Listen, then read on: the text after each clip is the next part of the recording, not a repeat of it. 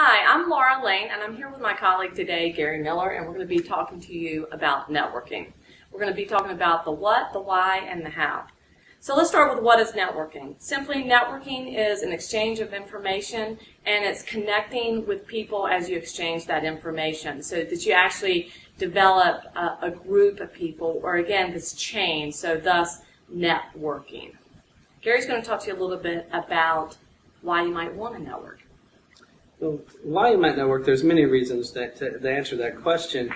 But a big part of it, of course, is success in your job search. You hear the statistic that 80% of jobs are filled from networking, and that may come from referrals, that may come from learning about an opportunity that doesn't get posted elsewhere, and it may even be effective for things like on-campus recruiting. Maybe you've had the opportunity to meet a couple of individuals who work at a company, they're coming to recruit on campus, and maybe it helps you secure that interview. Great. So now you know what it is, the great way to gather information on occupations and industries. You know why you might want to do it. So how are you going to do it? So one of the first things that you need to do is think about all the different types of groups that you can start accessing. So if you're sitting there thinking, I don't know anyone, a great place to start would be the Alumni Advisor Network, which is a database on the UCS website. And these are alumni and friends who've agreed to act as a career resource for you so that you can talk to them about what they do, how they got there, what their background is, and given what your interests are, what advice they might have for you.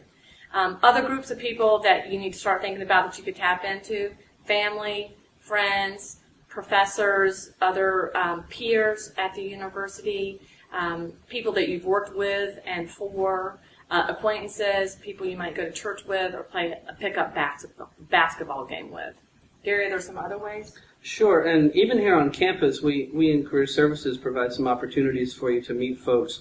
We do a large number of networking nights and industry panels throughout the year that are focused on specific career areas or function areas.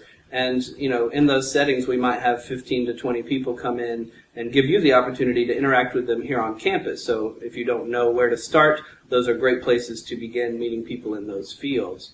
Another great opportunity that we really don't have a lot of time to talk about here is social media. There's going to be a separate video you can watch about social media, but that can be a really effective way to reach out and find people in your professions as well.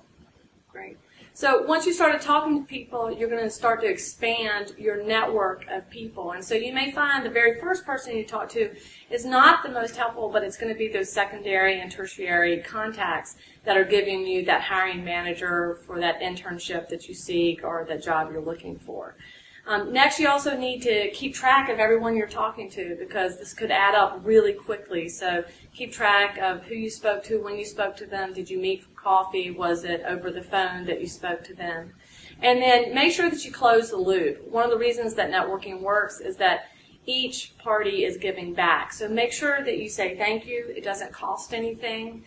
And if someone gave you a piece of information that helped you land a job or an internship or pursue a path where you found great satisfaction, make sure you do thank them and let them know that. So we hope you've learned a little bit today about networking, what it is, why you want to do it, and how you might go about starting it.